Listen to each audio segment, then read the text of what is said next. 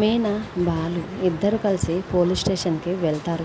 అదే పోలీస్ స్టేషన్కి మనోజ్, రోహిణి కూడా వస్తారు. అక్కడ ఉన్న బాలు మీనాను చూచి మనోజ్, రోహిణి ఒక్కసారిగా షాక్ అవుతారు. బాలు, మీనా కూడా మనోజ్, రోహిణిని చూసి ఎందుకు పోలీస్ స్టేషన్కి వచ్చారన్నట్టుగా ఒక్కసారిగా షాక్ అయి తర్వాత మనోజ్ మాత్రం మీరెందుకురా ఇక్కడికి వచ్చారు అని బాలు వాళ్ళని అడుగుతూ ఉండేసరికి మేము ఒక కంప్లైంట్ ఇవ్వటానికి వచ్చామని బాలు మనోజ్తో అంటూ ఉంటాడు. తర్వాత బాలు మరి మీరెందుకు వచ్చారా అని మనోజ్ వాళ్ళని అడుగుతూ ఉంటే మేము కూడా ఒక కంప్లైంట్ ఇవ్వటానికి పోలీస్ స్టేషన్కి వచ్చామని అడుగుతూ ఉంటారు. ఇంతలో వాళ్ళ పక్కన ఉన్న కానిస్టేబుల్ సార్ మీరు ఎందుకు వచ్చారు, ఎవరి మీద కంప్లైంట్ ఇవ్వడానికి వచ్చారని అడుగుతూ ఉండేసరికి అప్పుడు మనోజ్ నేను ఒకరి చేతిలో మోసపోయానండి, వాళ్ళ మీద కేసు పెట్టడానికి పోలీస్ స్టేషన్కి వచ్చానని మనోజ్ కానిస్టేబుల్తో చెప్తూ ఉండేసరికి ఆ మాటలు విన్న మీనా ఈయన ఒకరి చేతిలో మోసపోయారు, 5 కోట్ల విల్లాని 3 కోట్లకి ఇస్తానని చెప్పడంతో 1 కోటి కూడా చేతిలో లేకపోయినా కానీ 30 లక్షలు అడ్వాన్స్ అతని చేతికిచ్చి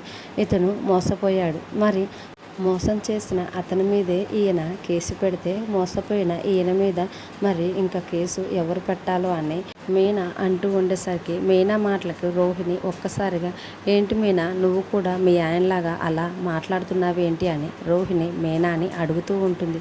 అప్పుడు మీనా మాత్రం నేను నా భర్తలా కాకుండా ఇంకెలా మాట్లాడాలి, నా భర్త ఎవరిని మోసం చేయాలని చూడలేదు, మోసం చేయడు కూడా, ఎవరి చేతిలో మోసపోడు, ఎప్పుడు ఇంకొకరి డబ్బులు సొమ్ము తినాలని ఆశ కూడా నా భర్తకి లేదు అని మీనా అంటూ ఉంటుంది.